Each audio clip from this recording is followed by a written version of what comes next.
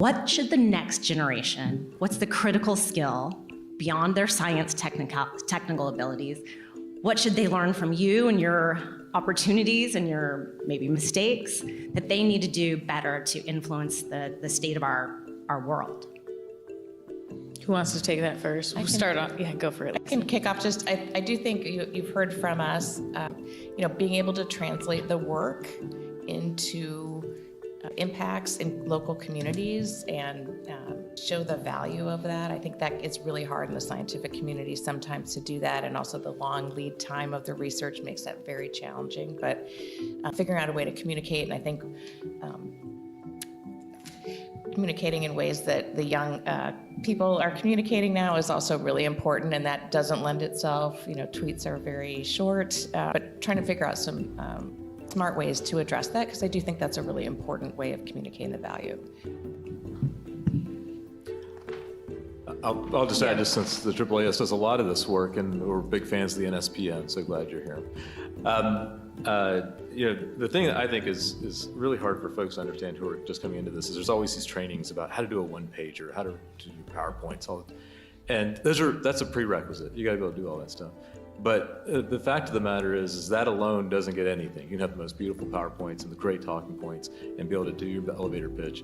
There's a wide variety of tools at your disposal, and part of that is building relationships over time. And that is something that you can't teach in a one-day seminar. It's about building relationships, because this is a very small town. Everybody knows everybody, especially if you're in a health policy world or if you're in a public policy world. And so being able to build those relationships over time, understanding that it ain't like West Wing and it ain't like House of Cards and pick your show. In fact, it's even crazier and even better. And I like that. That's the way it should be. But understanding that is not that the mentality of you're going to come in and save the day is actually, it's more important to work in teams and to work in big groups like this advocacy community to make a giant difference, which is really possible when you put your mind to it. I'd say it's more like Veep, but let's go to the next question. In this episode, we're heading north to Northeastern University in Boston to connect with Assistant Professor Eileen McGivney. She specializes in design-based research on how people learn through immersive technologies like virtual reality. Her research pulls from disciplines like learning sciences, educational psychology, and media studies to explore both the potential and challenges of using VR to create learning experiences in environments that traditional classrooms can't offer. Of course, our interest is around public engagement. She first takes us on a tour of the facility. So here we are in KMD's Immersive Media Lab. So just give you a quick tour of the space. So this is the wonderful Zach who manages this lab for all of us. And this is the testing room where students and faculty can book stations to try out different VR. So there's space to use standalone headsets, but there's also a headset at each workstation attached to the PC. So this is where if you need to do something high powered with a PC, you can come try it out here. Looks like lots of new fun equipment that they got in here. And they also even have a haptic rig. I've never tried this, but this is where you can actually get experience kind of with full body virtual reality too. So you can kind of strap in and run on a treadmill. What's the grids? What are those? So that is so you can block out your space when you're using VR. You set a guardian boundary around it so that you can walk around, but it gives you a warning when you're leaving your space. So this way they've mapped it out so that each PC has its own station, but then if you're using standalone headsets like the one we'll use, you can actually put more people in here with those headsets and they're not gonna run into each other. So one person per grid. Exactly, yeah. You could, if you wanted, you could make the whole thing one grid so that somebody could move around a lot. But usually you really need like a 6 or 7 foot square to be able to use most VR.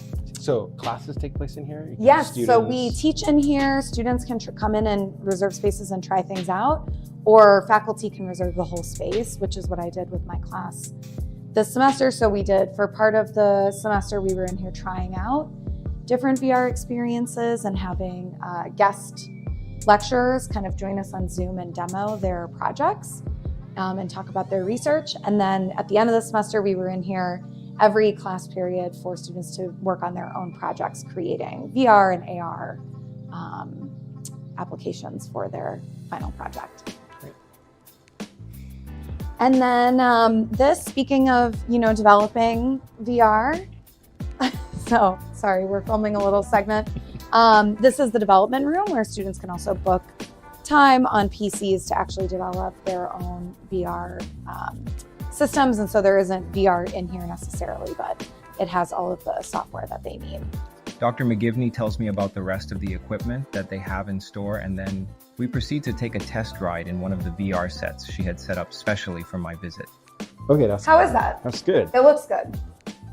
That's I've good. been working with a lot of little kids lately, and it ends up like falling off their faces. Oh my goodness. So yeah, so what you're seeing now is the pass-through mode. Okay. And I should have actually, before I had you fit that to your face, I should have put you in the menu, but I'm gonna give you the controllers. Okay. Oh, So you are going to get in the kayak and you're gonna go on an expedition. almost I want to jump in and swim. No. You I should not do that. could try. I don't know if it'll let you. So I should get in there now? So Oh, okay. you can get into the kayak and then it's gonna ask you, you can either like literally sit down on the floor or you can stay Oh, standing. wow. Okay, I'll stand for now. Sit on the floor, don't sit on the sit on floor. the floor. Yeah. Okay. Then it's gonna reposition the scene so that it's Oh, you're still yeah, inside the kayak. yeah. And then, And then you can pick it up and you can. oh, documentary So there's a training. camera in front of you in the kayak, There's a camera. and Oh, you can put down your paddles and take the camera and take photos if you want to. wow. So this experience is putting you in the shoes of a National Geographic photographer or one of Right. the Nat Geo explorers. Yeah, and this issue of like accessibility, right? I mean, this is it, right? You can actually put people in other people's shoes. Yeah, Right, that's the aim, You tell us whether you actually feel that way, how effective it is. That's one of the biggest criticisms I think of this experience is that there isn't a lot more Yet. to it. Oh, okay. People kind of want, more modules or more something you could keep coming back to, but they only made these two. Well, I mean, I'm assuming the developer space is growing, right? You can have Yes, more and people building this stuff. application is like 5 years old.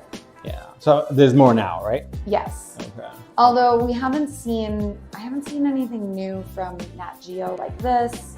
There isn't necessarily as many new like educational applications. I think that's still That's been worked on. in Yeah. the works. Yeah. In your report, you're gonna talk a little bit about that. Yeah, the content There's is still the content, limited. and also the evidence for its impact, right? Mhm. Like, what are the actual benefits, right? Right. Entertainment, educational, or Exactly.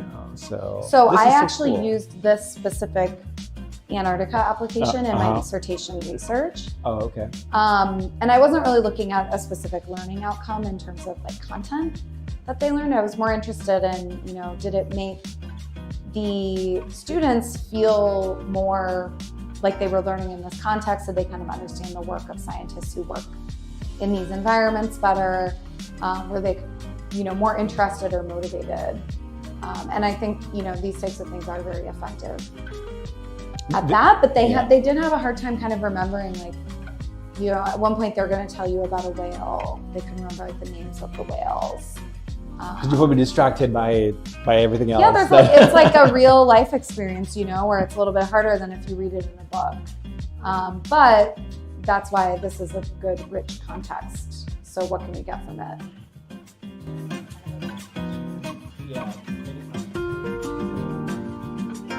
Support for the Civic TV network comes from viewers, readers, and listeners like you, and organizations such as the Berlin Science Week and the New York City Economic Development Corporation. Visit civicscitv.org to learn more about our network of programs.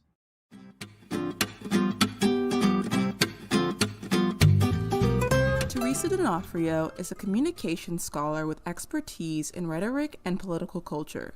Her work explores how public tragedies are discussed and remembered and she analyzes the narratives that shape our understanding of these events.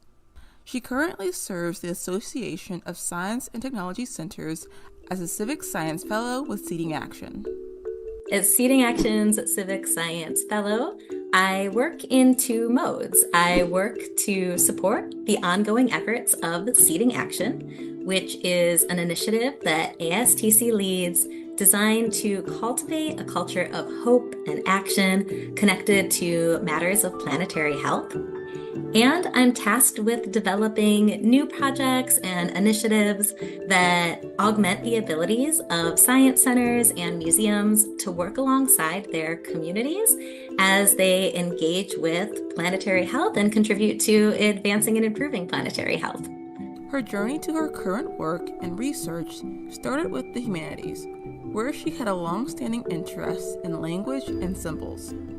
Early in her educational journey, Teresa developed an interest in how language and symbol systems shape or challenge belief systems and ultimately construct critical facets of the worlds we inhabit.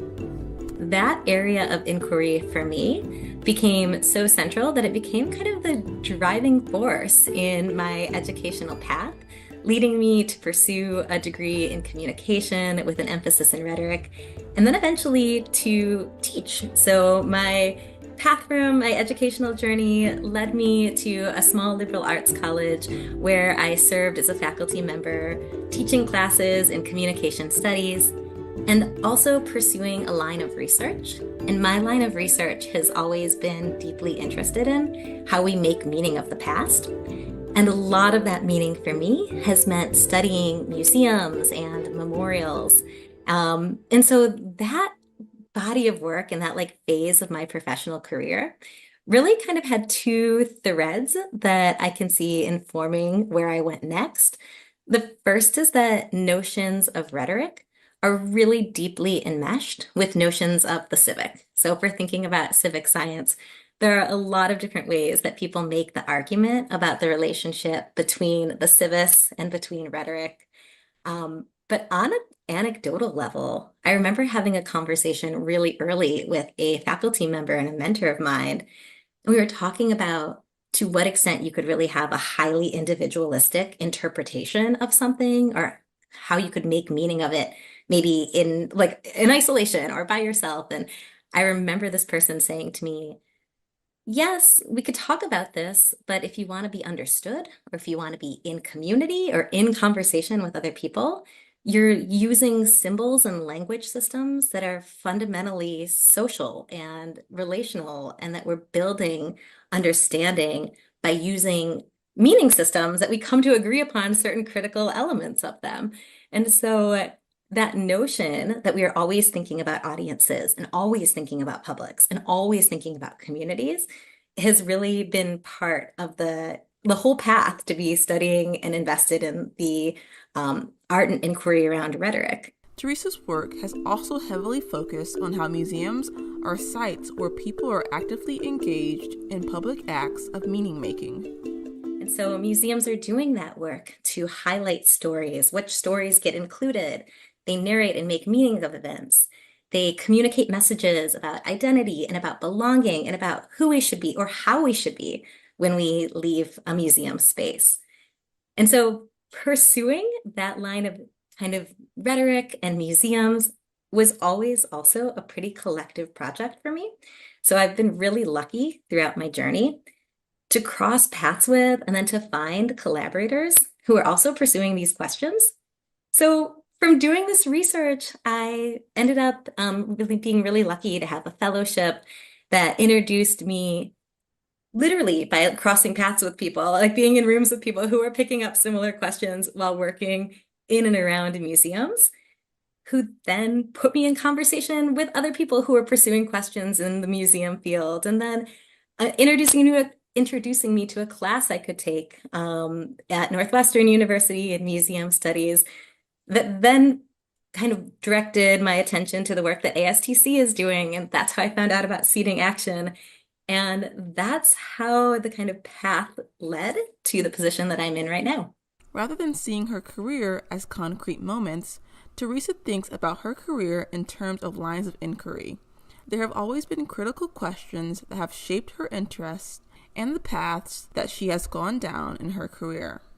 Two of the threads that have felt really important and really critical to me have been thinking about what are the narrative frameworks that help us to instill a sense of agency. So a lot of my work has been about rhetorics that surround public tragedies, because these are so often sites where questions immediately kind of rush in about what does this mean? What does it mean to make sense of this event? What are we to do after this event that we're thinking about? And in those moments, there's always discourse that is trying to make sense of what's just occurred.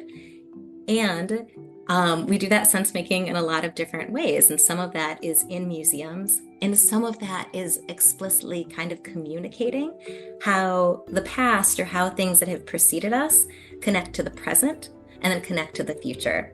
And so I've been interested in those kind of temporal or memory or timelines as they've unfolded in different spaces.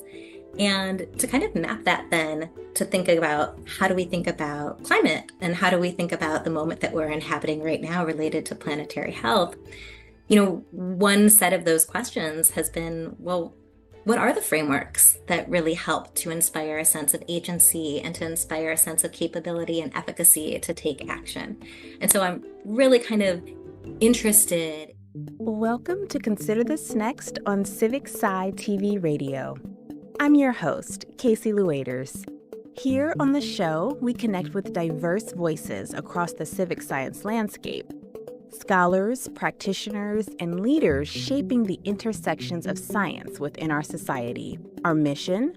To uncover lessons from their work and translate them into actionable insights. Like all programs from the Civic Science Media Lab, whether on video, radio, or digital print, Consider This Next is here to keep decision makers, from researchers and practitioners to local community members, informed, inspired, and equipped with the latest insights.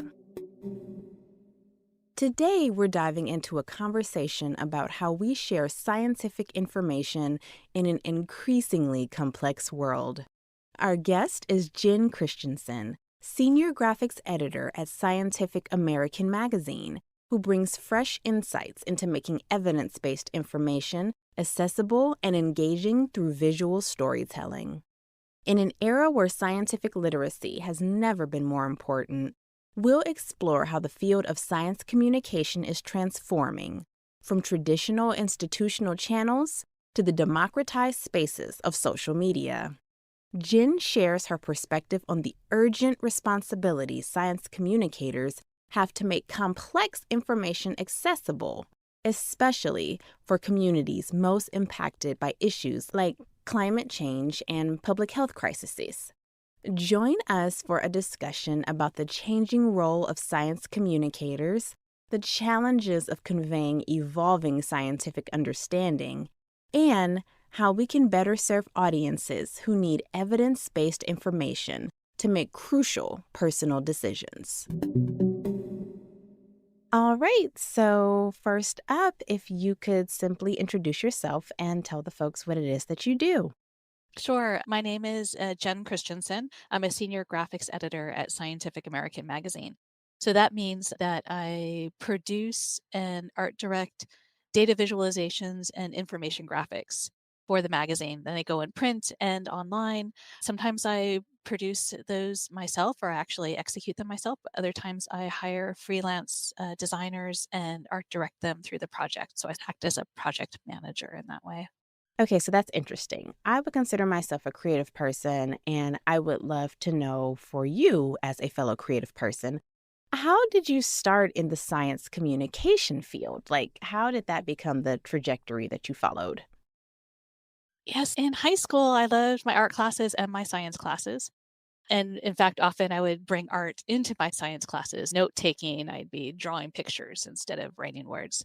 It just helped me remember things more clearly and kind of make sure that I didn't zone out. I was really focusing. And then in college, I thought, okay, I'll probably do the scientist track, right? Because that felt like a clear path. I knew that you could major in the science and then maybe go to grad school and then work at a university or do research. So I thought I loved geology. So I studied geology. I loved going on the field courses, and I loved the idea that geology started with a big picture. We were talking to like earth science right away and like the history of the world and the universe and all of this, and then focusing in more and more. But I couldn't let go of my art classes. Like I was spending just as much time in the studio as the lab. And as the years went on, and it became time to decide what's next. If I graduate college soon, what happens next? Still couldn't quite shake that feeling that I wasn't ready to let go of the arts. And so I started looking at graduate programs that would allow me to combine those things like museum education, because then it's objects and visuals and potentially using art as a way to communicate science. And then I found a graduate program at the University of California, Santa Cruz in scientific illustration.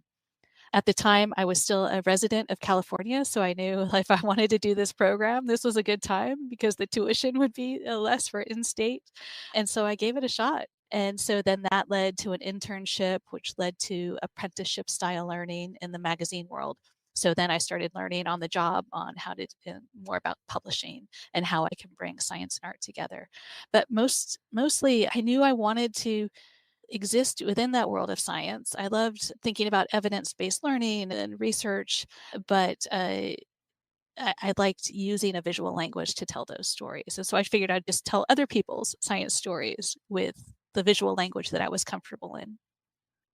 Wow, very cool. Yes, I remember when they added the A in STEM and then it became STEAM, and it was like, how does all this work? But you just flawlessly demonstrated how the sciences can communicate languages. And so I would love to know, what are some of the most valuable lessons that you've learned about the sort of the melding of creativity and science? I've learned there's definitely a lot of different ways to do that. I take more of a literal approach in this world of information design. It's very much communicating very specific information using visuals to tell that, to convey that information. But the world of science communication for visual in the visual world is huge. There's people who are creating more evocative pieces of art, think museum or gallery pieces that also communicate things about science or are inspired by science. There's also people like in fashion and who are using technology and their knowledge of science to imbue that into their kind of artistic realm. So for me, it happens to be very a literal approach, but I've learned over the years about how broad this kind of visual science communication world really is. Other things I've learned, probably one of the biggest things is to think about your context. Right now in the magazine world, just thinking about something as simple as I might be working on a graphic for the pages of a magazine. So a spread that you open up and you want to see this lush illustration. But that same information needs to be conveyed at some point on a mobile phone screen. So I'm constantly thinking about not only what is a good solution to tell this story or to convey this information, but is that solution going to work in the context in which it's presented? And that's just a really a simple and a literal example. But when you take that context to mean different audiences, different just environments and everything, it really a huge impact. So actually, you perfectly lead me to my next question. Okay, you're talking about context as far as media, but also right now, I'm curious about the context of our world, our society, our socio-political climate. For you, what is the role of science communication at this particular time of our, I'll say, societal development?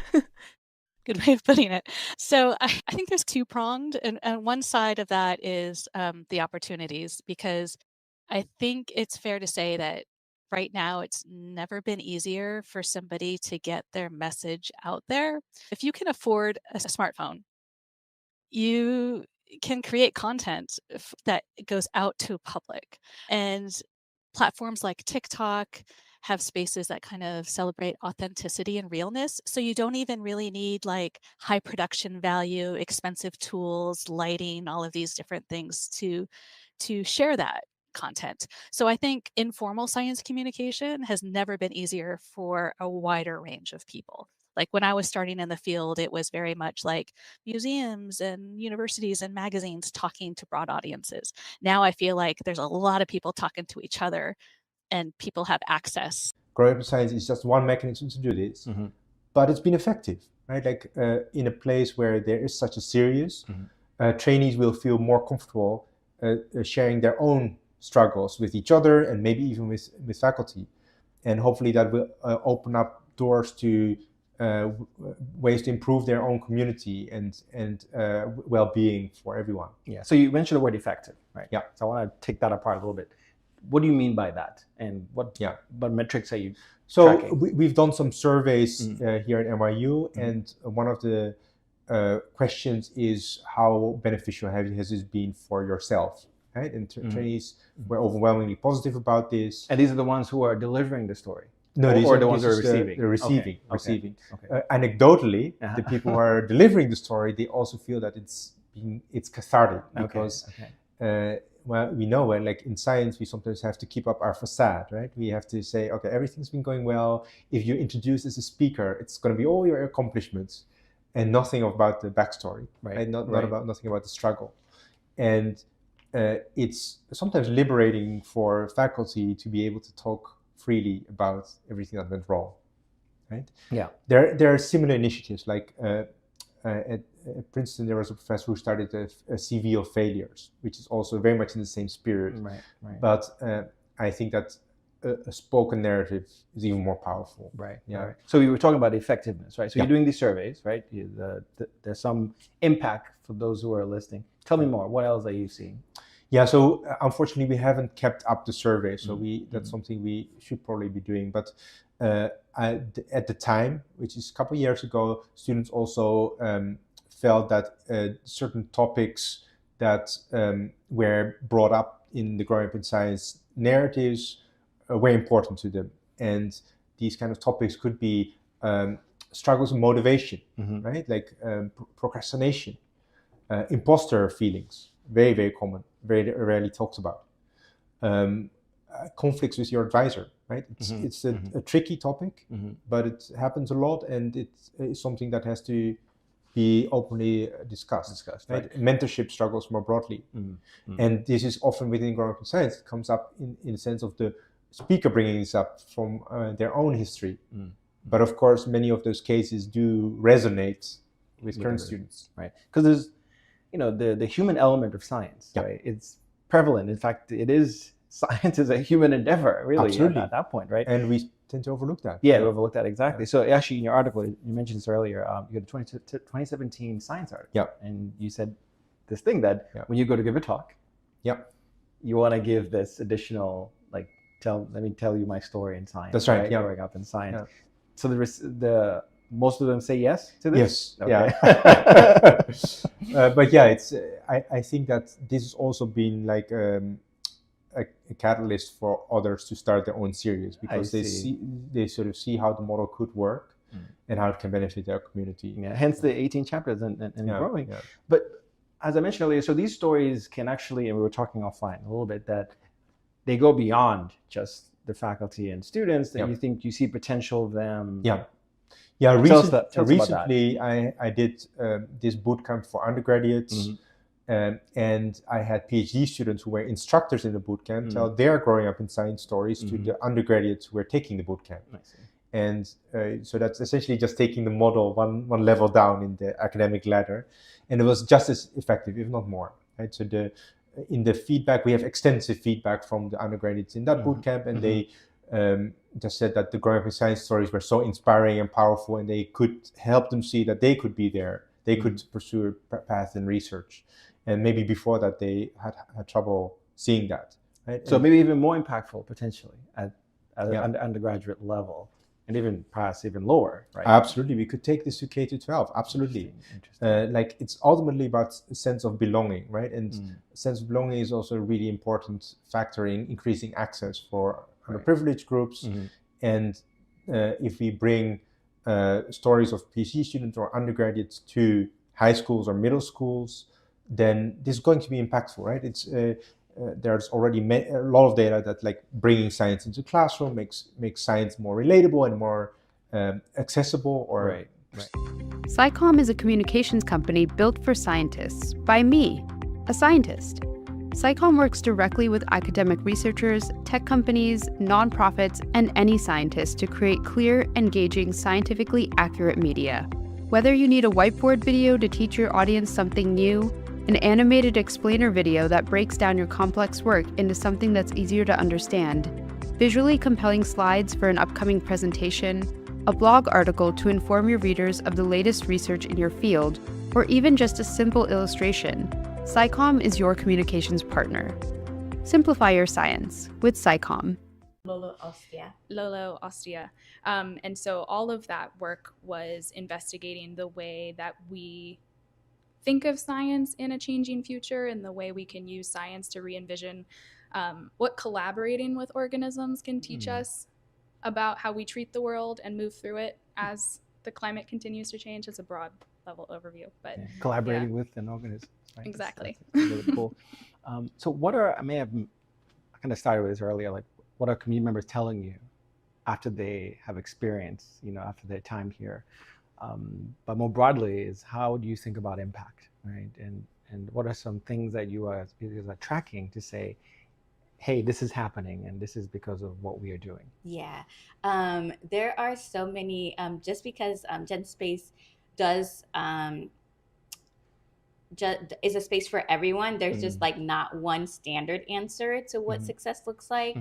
In this space, there are folks that measure their success through, we have a member now that like came with absolutely no background and worked with housing and homelessness in the past and has been growing their life sciences skills here.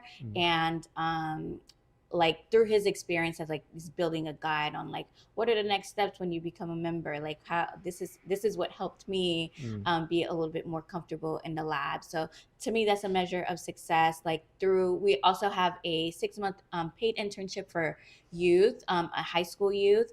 A lot of the times they're doing things that they wouldn't see in grad school, and they're going back into schools or like to different programs and saying they feel so comfortable. They already know how to pipette, or they already know, like we take them on field trips to different labs, and like a lot of the PhD candidates are like, oh, I never heard of CRISPR until I got to this level in my education, and they're like 15, 16, and they already know the concepts and have had some hands-on lab experience. They come back to be peer mentors to the following cohorts. So that's a measure. So they're coming back, yes, right? So, yes. So that means you're tracking them somehow. They're coming back. Okay. Like the youth said, they like the vibes here at Genspace. So, forget the science, yeah, the vibe is awesome. They really like the vibes here. So they do come back in different capacities.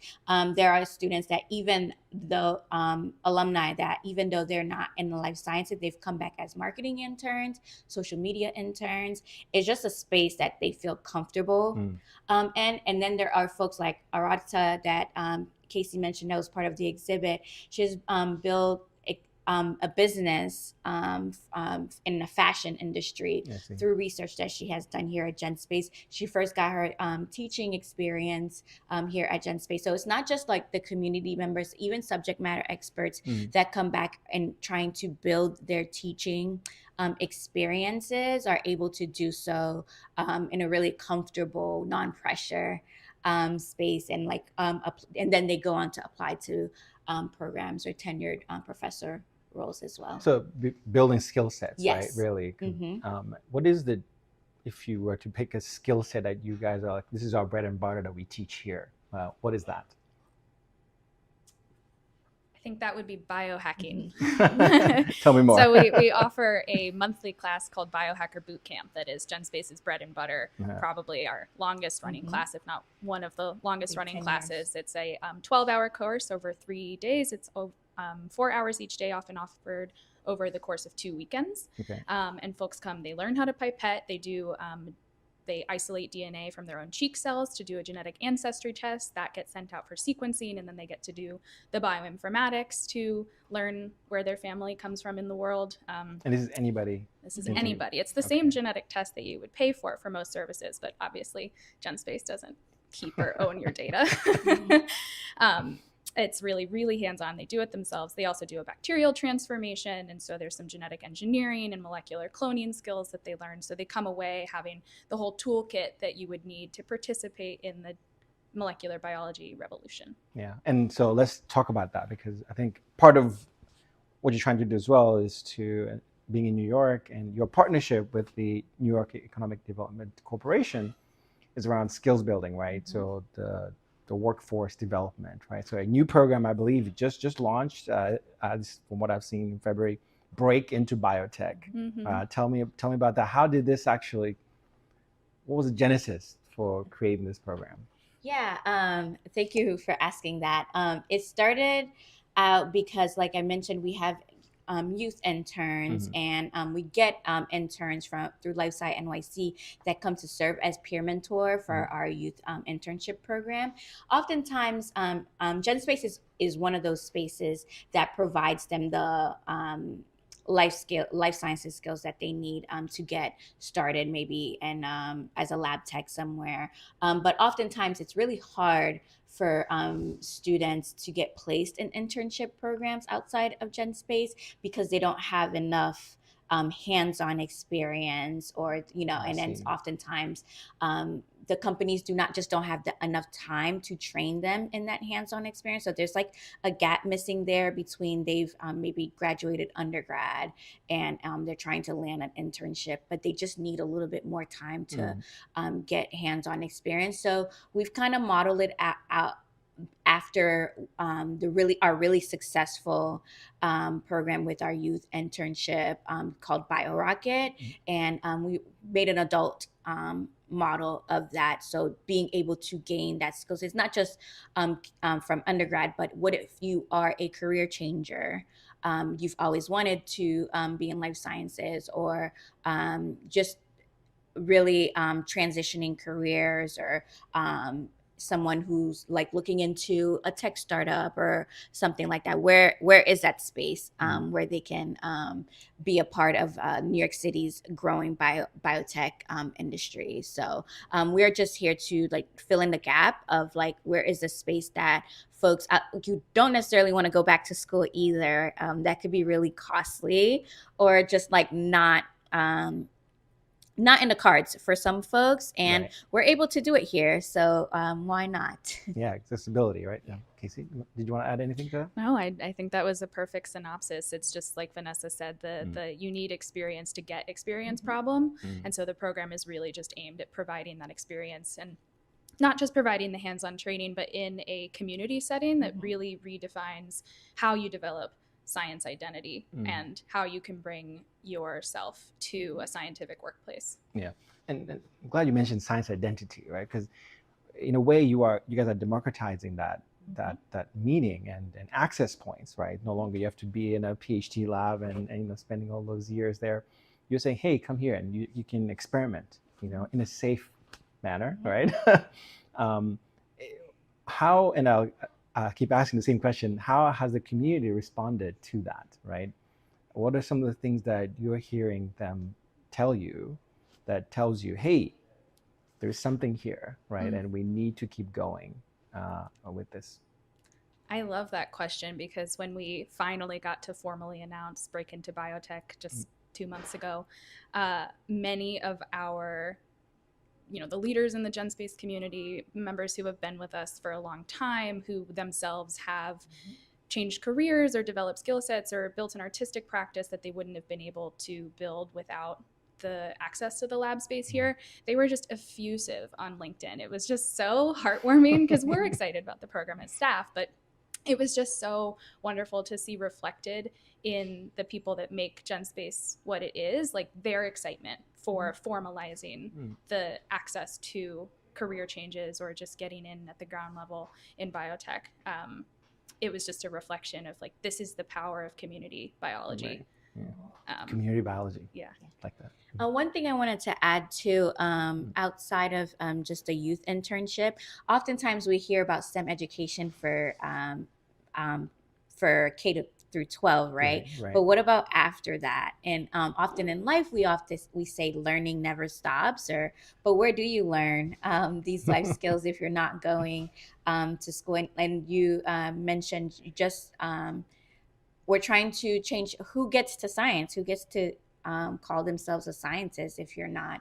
And it's not just always inside academia. Right. Or in a PhD program. There very much can science here. And I think the interdisciplinary of people coming from different backgrounds is super important on how people take on projects here. People have collaborated on projects. We've had our professor that teaches our DIY neuro class became part of the committee for a class attendees PhD. Like people build relationships and business partners and whatever it is that they are seeking.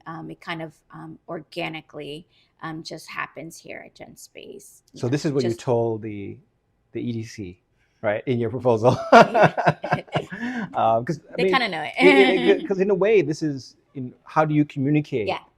The impact that's happening here, yeah. right? And I think you've been doing a great job at that already. But I can imagine that this is not easy to do. Mm-hmm. What is the top challenge, or one or two top challenges that that comes across every time, and you guys, I wish we could solve this? Yeah, science is very expensive. That is the top challenge. We are a nonprofit organization, and our work, we see the impact of our work. We are at like the highest member of membership in Genspace history. How many is that now? There's about 50 active members total with paused memberships. We have about between 90 and actually close to 100. And that's Since 2016, the Society for Science's STEM Action Microgrant Program has funded over $1.1 million to grassroots organizations expanding STEM opportunities across diverse communities. Grantees tackle many challenges such as improving STEM literacy, promoting equity, and protecting the environment with tailored community strategies. Recipients include Science from Scientists, Full Steam Forward, Save the Harbor, Save the Bay, Ciencia Puerto Rico, and so many others. California leads with the most microgrant awards, and 2024 saw a record $320,000 distributed to 66 organizations across the U.S., with half being returning grantees. Explore our ongoing analysis by visiting our terminal.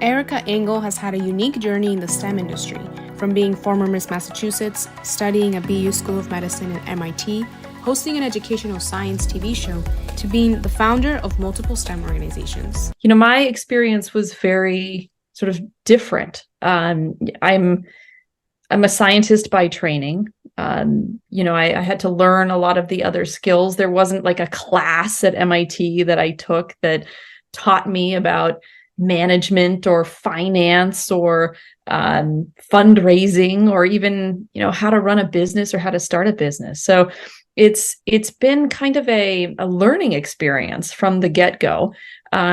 When I started Science from Scientists, I did so because I've always been driven by giving back to the community. I think it stemmed from childhood. My parents were both immigrants who came to the US. They didn't have a lot when they got here and built a reasonable life for themselves. And I think always reminded me from the very beginning how important it was to give back. You know, when you're fortunate enough to do so, you have an obligation to do something to try to make the world a better place.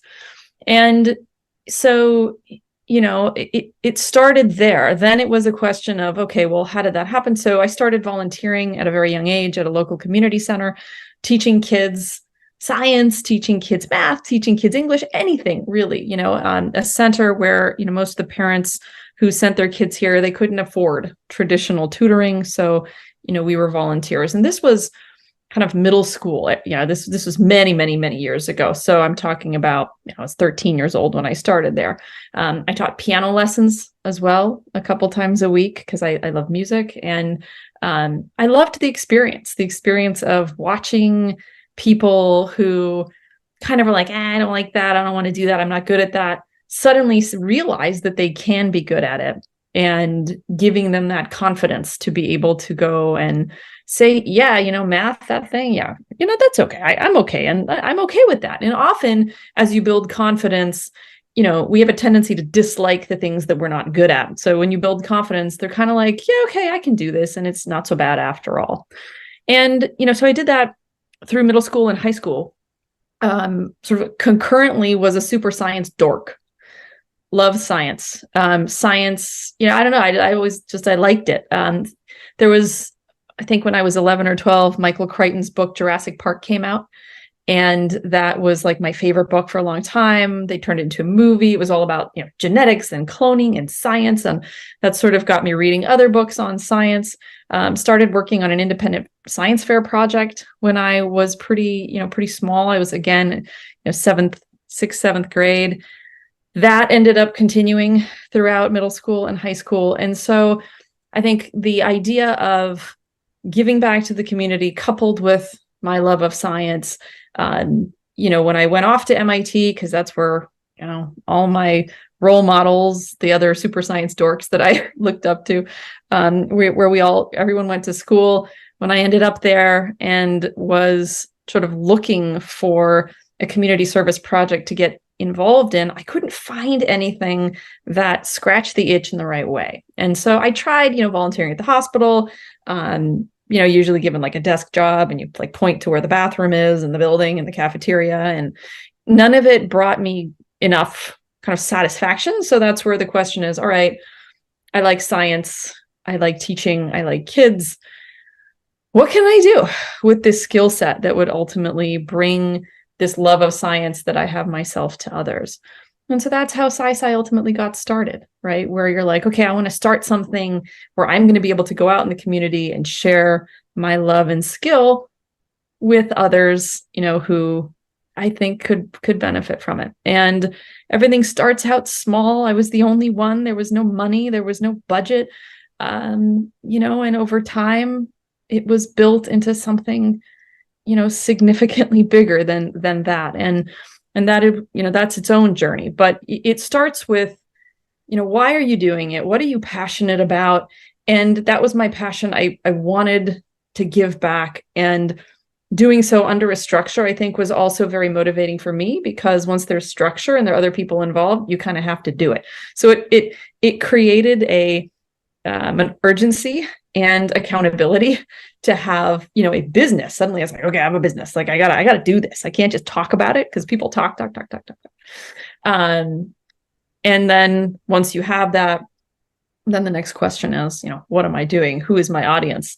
How do I scale it? How do I find, you know, staff? How do I raise money? And those are all skills that then you have to learn as you decide that you want to be an entrepreneur and business owner. Each one we could spend an hour talking, you know, probably a week talking about, you know, what it takes to do. But I think it starts with, what are you doing? Why are you doing it? And what makes you different from all the other people out there trying to do it? And once you get there, then the rest, some of it is just the pieces start to fall in place as you learn the skills that it takes to push things forward. The nonprofit organization sends real scientists into classrooms to inspire young children through hands-on STEM lessons in schools in California, Massachusetts, and Minnesota. So the mission is to get 3rd through 8th grade students excited about STEM, science, technology, engineering, and math. We use the words attitudes and aptitudes, right? So how do you get these kids to actually be excited about the content? So that's the attitude. And the aptitude, how do you actually teach them something that is, this isn't just playing in the sandbox. Yes, we want them to walk away having learned real, true, pedagogically taught science. But at the end of the day, we also want them to love it. So it's improving attitudes and aptitudes in, students, grades 3 through 8, and really expanding the community's appreciation and understanding about science. I was reading this morning. I decided reading the news is like something you shouldn't do more than a couple times a day. But, that ocean water temperature has exceeded 100 degrees off the coast of Florida. Corals are dying, fishes are dying. Like, we have serious global issues, pertaining to the environment, pertaining to healthcare, and there's just pick a topic. And science is the answer, So how do we get the community, the children, their families to appreciate the significance of what this is and how important it's going to be to the survival of our planet? So I think it's, get them to like it, be interested, pursue it, teach them real science that they can sink their teeth into, but also just increase community awareness, because I do think that there are people who just don't know, they don't understand why this is important. So, SciSci goes into schools to do work, but we also are in the community at Red Sox games or at Disney, right? Because there's a larger population of people, many of whom are not educated and do not know why this stuff is important. And how can you open their minds to this and, to get them to understand why science is so important. Their focus is elementary and middle schools due to the shortage of science teachers, the lack of hands-on labs available, and the limited exposure to professional role models in the field. I think that depending on which community and the demographic, like I said, a lot of people don't understand what careers are out there. What does a scientist do? Maybe they've never met a real scientist. If you live in certain communities, you don't have role models who are even doing that. It's not even brought to your attention that this is a career that you could even have. So I think there's bringing live, real, scientists with real lives, and diverse personalities and backgrounds, bringing them into the classroom to show this is what a scientist does. This is, and these are the career opportunities that are available to you. Teaching real science. So again, many of the schools that we work with are struggling. The classroom teachers are not scientists by training, by background, especially at the elementary school level. And they will often say that they need help. They don't have the experience themselves to be able to bring this topic to life. So, they'll Xerox stuff from books, or they will do things that don't always ignite that fire. And they will say that. And again, it's not their fault. It's just the way that the system has prepared and trained them. They're expected to teach everything from, humanities to math to science to whatever else is on their plate.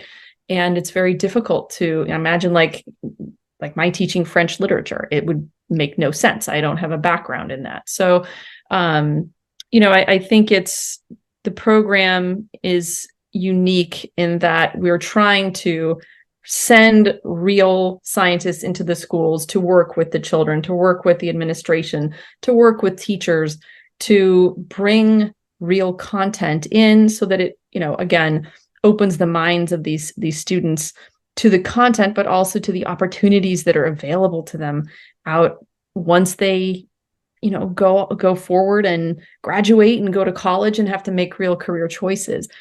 I do think that as a society, again, when we talk about the STEM crisis, not enough people are pursuing STEM careers. So there isn't a pipeline of individuals in the workforce. So, like a biotech company will say, well, we can't hire, people who have this skill set. We can't find them. Or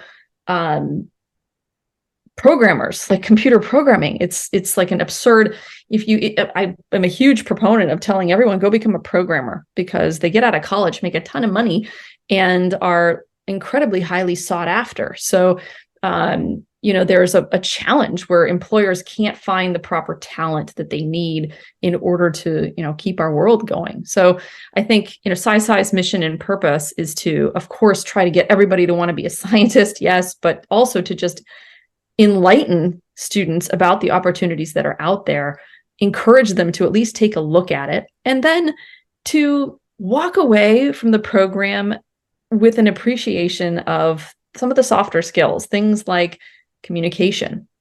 People think you're a scientist, you're a crappy communicator. It's not the case. You have to learn how to explain to people what you do and why it's important.